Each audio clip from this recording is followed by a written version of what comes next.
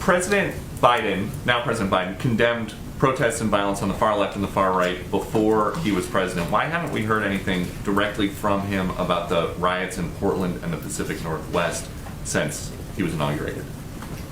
Well, he's taking questions later this afternoon, so perhaps you will. I will say from here that President Biden condemns violence and any violence in the strongest possible terms. Peaceful protests are a cornerstone of our democracy, but smashing windows is not protesting, and neither is looting. And actions like these are totally unacceptable, and anyone who committed a crime should be prosecuted to the fullest extent. Our team is, of course, monitoring it very closely. And as he pushes for federal help to businesses affected by COVID, should we expect to see any kind of federal assistance for these businesses out there that are affected by COVID and riots? Well, again, I think you know because we've had this conversation in here already a few times since I joined the team, that his focus is on getting the American people through this period of time and pushing forward on a relief package that will get them the assistance they need as it relates to the pandemic and the impact of the pandemic. So I don't have anything more for you on that. And just one more about the announcement you made off the top about the travel restrictions. Mm-hmm. When President Trump was imposing travel restrictions in March, specifically on China, then candidate Biden called it xenophobic and fear-mongering. So now President Biden is putting travel restrictions on people coming in from other countries. What word do we use to describe that?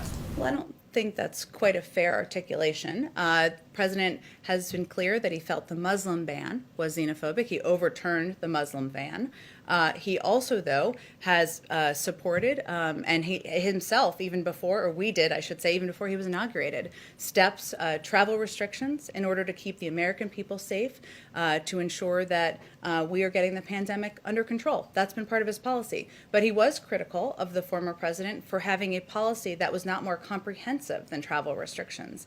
And he conveyed at the time, and more recently, the importance of having a multifaceted approach: mask wearing, vaccine distribution, funding in order to get 100 million shots in the arms of Americans in the first 100 days, not just travel restrictions. Go ahead in the back.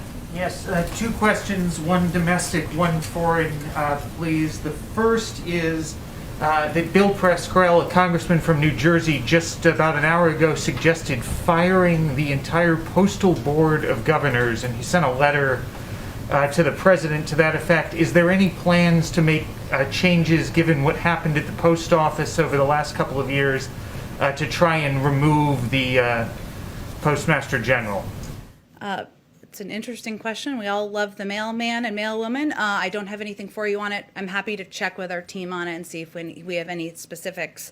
I'm not aware of anything, but we'll circle back.